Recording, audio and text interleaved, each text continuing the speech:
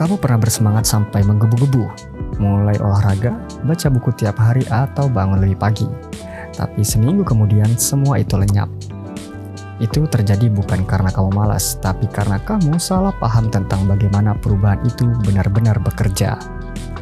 Atomic Habits yang ditulis oleh James Clear adalah salah satu buku yang paling banyak mengubah cara orang melihat kebiasaan. Bukan karena isinya rumit, tapi justru sebaliknya. Buku ini menjelaskan sesuatu yang sederhana tapi sering kita lewatkan, bahwa hidup kita hari ini adalah hasil akumulasi dari hal-hal kecil yang kita lakukan berulang-ulang. Dan dalam episode kali ini, kita akan masuk ke 3 ide besar dari buku ini, yang mana kalau kamu pahami, bisa mengubah caramu mendekati hampir semua tujuan hidupmu. Sistem bukanlah tujuan. Kebanyakan orang fokus pada tujuan.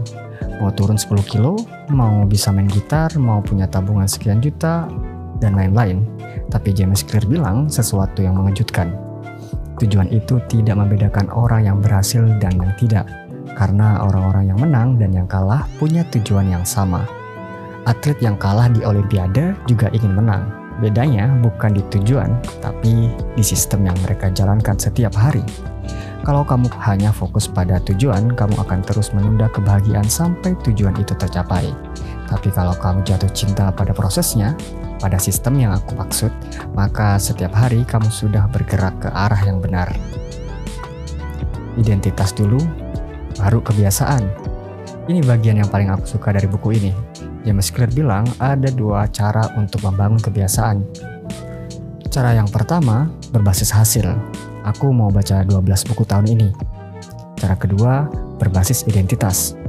Aku adalah orang yang suka membaca. Kedengarannya mirip, tapi efeknya sangat berbeda.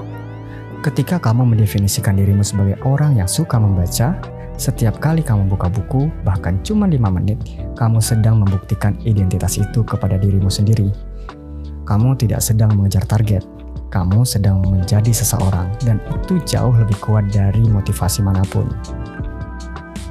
Kebiasaan 1%, hal kecil tapi mengerikan dampaknya. Mungkin ini konsep yang paling terkenal dari buku James Clear ini.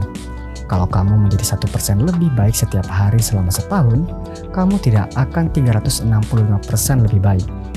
Kamu akan 37 kali lebih baik.